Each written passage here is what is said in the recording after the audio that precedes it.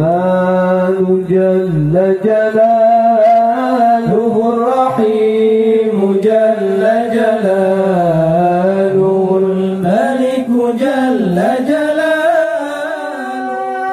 أيها الذين آمنوا صلوا عليه وسلموا تسليما